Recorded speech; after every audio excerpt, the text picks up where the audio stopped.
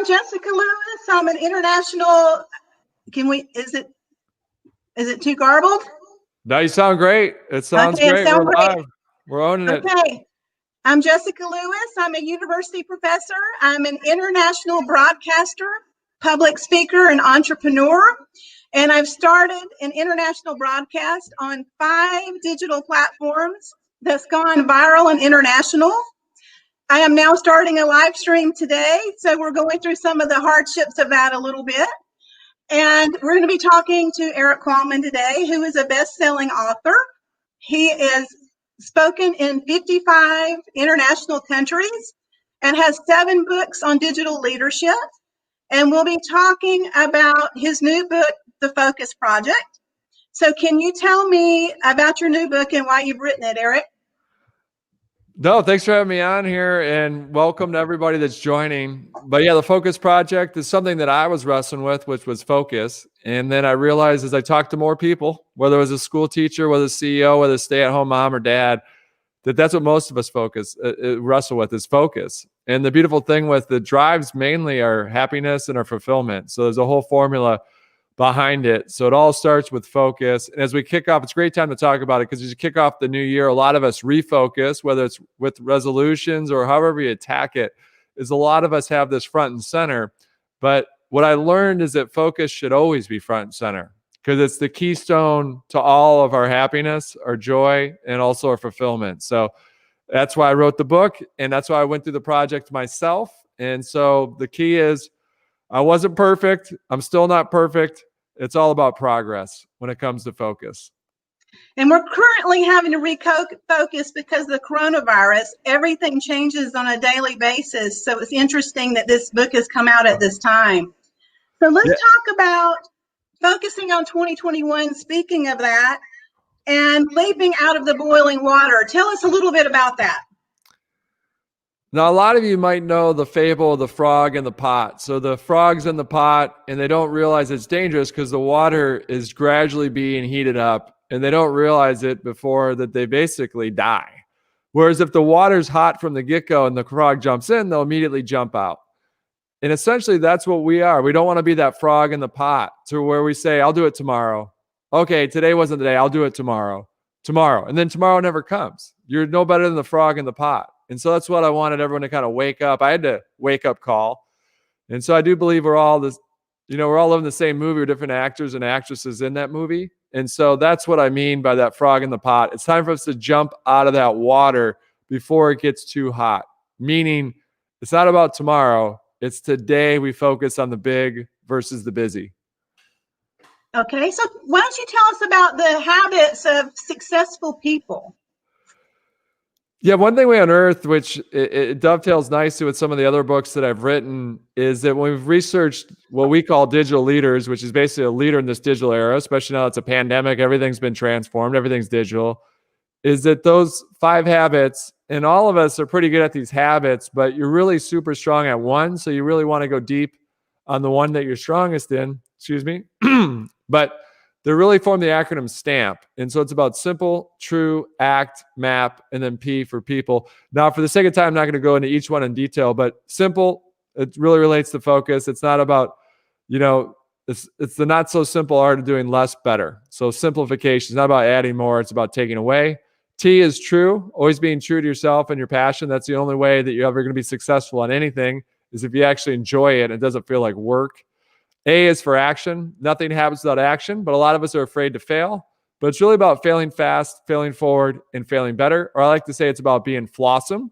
People don't love us because we're perfect. They love us because we're perfectly flawed. And as we look at M in that acronym of STAMP, M's for map. And so we've seen it firsthand in this pandemic. It's not going to be linear. You're going to set your goal down, and it's not going to be a linear progression. It's going to be challenge, hurdle. It's going to push you off of that path. So it's about being firm in your destination and flexible in your path. And then last but not least, what we've seen from all successful people is that success doesn't happen alone. It happens with people. So you need to surround yourself with the right people, both offline and also online. And so those are really the 5 habits. And for all you type A personalities out there, we know who you are.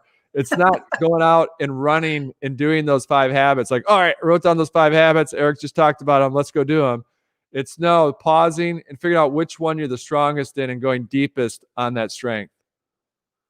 Okay, you have a great story about email. So why don't you tell us a little bit about your email story?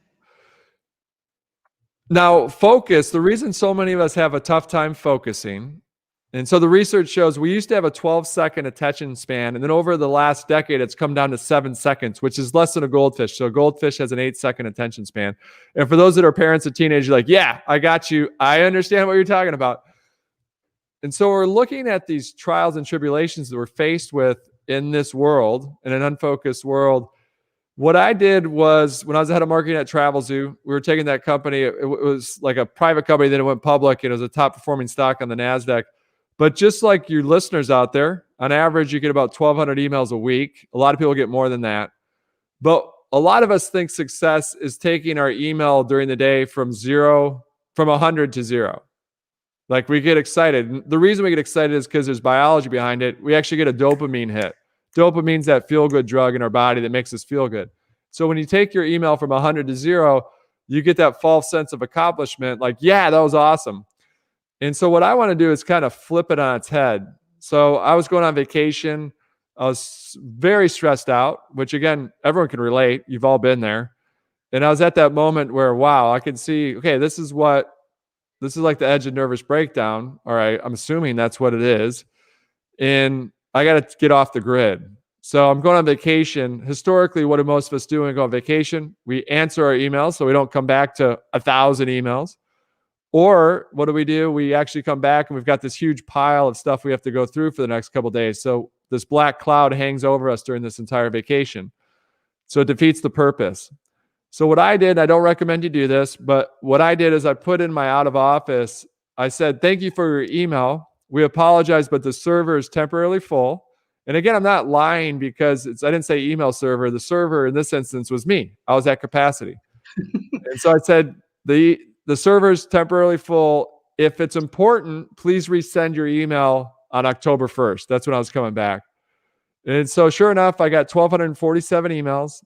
I got home and I deleted all the email, which caused the whole, me to sweat for a couple of days that the world was going to end. But a lot of you can kind of finish the story and say the world didn't end. Only 8 people thought it was important enough to resend the email. 8 out of 1,247. So that's how little this throughput matters. That's how little the urgent matters. It's really about focusing on the important, not the urgent. And so that's a little story just to show you not to focus on that throughput, that email throughout the day.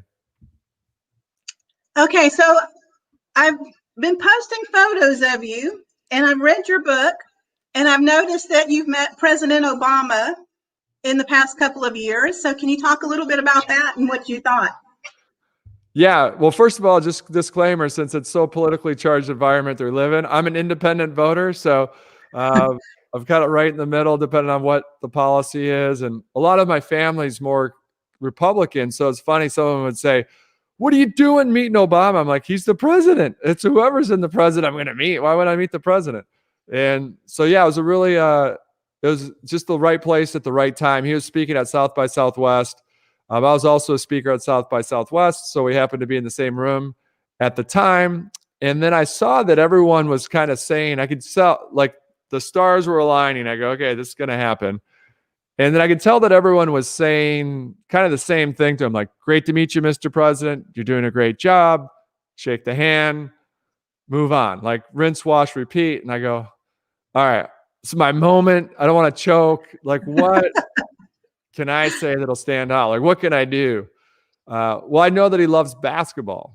And I played basketball in college at Michigan State University. And he used to fill out in the Oval Office with Andy Katz from ESPN. Excuse me. He'd fill out a bracket. So like a lot of us, the biggest gambling time of the year, we'll fill out this March Madness bracket. And so he would do that national TV with ESPN's Andy Katz. Now, 2 years, he picked Michigan State. And we failed miserably, which normally we do very well in the tournament. That's why he's picking us. So he basically jinxed us. And so I just said to him, I go, I just talked to Coach Izzo. I played at Michigan State. I just want to say, Izzo tells us this year, do not pick us in the bracket because you keep jinxing us. So just please stop picking us to win it all. And so he got a big laugh out of that. And again, better to be lucky than good. Someone was there at the right place, right time with a good camera, took a picture of us yucking it up. And so it was an honor to meet him, but that's what that picture is out there. Well, I think that's great. So also in your book, you have a nice story about the empty drawer. Would you like to share that? Yeah, I'd love to share it, and kudos to my wife. It's one of the favorites in the book, The Focus Project. So I'm going through this focus project where each month I'm trying to focus on one thing that I really care about. And so that for you, it could be if you're in a business, it could be in 1 month, it's like, let's just focus on sales. And then you've got that harmony with your life. So a month might be, this is just family, or I'm going to organize the house, or, mindfulness was a month that we did. And so we're in the middle of this focus project, and I get home and I'm trying to get something out of the drawer for my young daughter, like unicorn blue paint out of this drawer. And the drawer is jammed because, as we know, if there's too much in the drawer, something gets lodged in there. So I'm sitting there for 5 minutes trying to get this drawer unstuck. I finally do. I'm like, this drawer is crazy packed. Let me move some stuff. And then I open the drawer next to it and I go, oh my gosh, there's an empty drawer right here. Why is all this stuff in here? Let's put it in, half of it in the empty drawer. Solution. And so I start moving the stuff over. And then it's so funny to hear your wife's voice through your 7-year-old daughter. As I move it over, my daughter looks at me and goes, Daddy, you can't do that. I'm like, what do you mean? I'm moving stuff into the empty drawer so it doesn't jam. She goes, no, you can't do that. Mommy, that's Mommy's drawer. And I go, well, it's empty. I'm going to put the stuff in there. She goes, no, that's Mommy's drawer. I go, all right. She goes, well, I warned you. And then sure enough, my wife got home and she goes, why is there stuff in the drawer? And I go, well, it was jammed. And she goes, no, that's my drawer. And I go, but it's empty. And she goes, that's the point. And if I wasn't going to the focus project, I'd think that she was crazy, or maybe, and honestly, maybe we're both crazy. But I go, that's genius. Like, she's like, yeah, I have that drawer so that not every drawer in the house is full. Metaphorically speaking, not everything in my life is at capacity. I'm respecting the capacity. And so I think all of us should have that empty drawer, not only physically in your house, but also metaphorically. Okay. And so talk a little bit about your career with Michigan State basketball. Yeah. So, I mean, I'm always a fan of things happen for you, not to you. And so I was cut from my high school basketball team. It's the only thing I share with Michael Jordan, who's also cut from his high school basketball team. But I had this dream to play college basketball, and recruited by nobody. And then I get to Michigan State and I go, I just want to be involved. So let's get involved. How can I be involved? And so they have these things called managers, which are like water boys. They help the team. And at Michigan State, it's a top 10 program historically. Just to be the water boy, you got to try out. I mean, that's how intense it is. So I try out, I make water boy. I'm super pumped. But the dream hasn't died. It's back in there, like college basketball. And then I keep working out. I put on like 50 pounds of muscle. I grow a couple inches.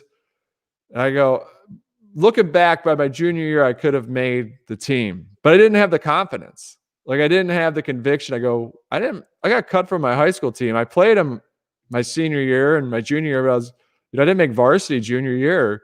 So, like, why would I be on this number one team in the country? But looking back, I could have made it, but I didn't have the conviction. Then it dawned on me my last year. I go, this is it. I got 1 year left, because even if you don't play, your clock starts ticking once you start at college. So I guess my eligibility's up. I got 1 year. Now or never, nothing to lose. So then once I started verbalizing it and telling people, all of a sudden it became real. And then I was fortunate, shorten the story, I made the team and got a scholarship. And part of the reason I made the team was because when I was the manager, the water boy, my junior year, a couple guys were sick and out. A couple guys were injured. So they didn't have enough guys to practice. So they said, Qualman, get in there. And I start ripping it up. I'm like, this is it. They're going to see, wow, I'm just destroying. This is awesome. This is the best day of my life. And all of a sudden, tragedy strikes. An elbow hits me in the face. And it knocks out, at the time, 3 teeth. But I didn't realize that I had a fake tooth in there because I was born with 2 missing. So I'm thinking it's got to be just the fake one. That hurts like the Dickens, but this is my chance. I got to keep playing. Yeah. And so I think it's just a fake tooth. and I keep playing. And the next day, Coach Izzo, who's a Hall of Famer, even though he's still coaching, he's in the Hall of Fame. He says, Qualman, I don't know if you're the dumbest guy I know or the toughest guy I know to keep playing. And he's built the whole program on grit and grind. And I'm sitting there in the moment as a junior going, I can't believe what bad luck. I'm doing so well. And then the trainer makes me get out of practice because I'm starting to bleed. So he's like, dude, I don't care if you want to play, you're out. And I'm like, what rotten luck? The one chance I have, and that happens. And then I turned out, looking back, it's the best thing that ever happened for me, getting my teeth knocked out, because it happened for me. Because he built the whole program on people that have grit. And so that's why next year, a large part why I was able to make the team and get that scholarship is because he saw that grit that day. And so I tell that story because, you know, it's the same movie, different actress and actors. So whatever you're gritting and grinding through, just keep at it. It'll definitely come through at the end. So even though you can't see it right now, you don't know why things are happening, you think to you, but they're actually happening for you. As you know, I taught wine marketing at a university, and I never knew that I'd be starting a wine broadcast that's gone on now for 3 years. So I've stuck with it and keep going. One of the things that I wanted to tell you about your book is I liked the information about focusing with successful people, also meditation and writing in your journal. And a lot of those things are things I do. And so I really enjoyed reading it.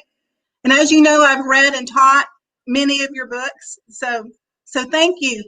So what I'm planning to doing moving forward is start a bi-monthly live stream featuring international experts in social media and wine. And so this will be going on twice a month. And so things are really spinning over here. So I want to thank Erik Qualman for being the first participant in 2021. I'm going to upload this to a variety of platforms. And I just wanted to give you a big bravo for doing this with me. And I thank you so much. No, I love it. Thanks for always being supportive. It's always great when we're able to join the students in class at the university level. And I love the journey that you're on, and keep being a leader and keep being a light. Really appreciate it. Okay. Mwah. Kisses to you. Thank you. All right. Thanks, Jessyca. Okay. I'll write you back. Sounds good.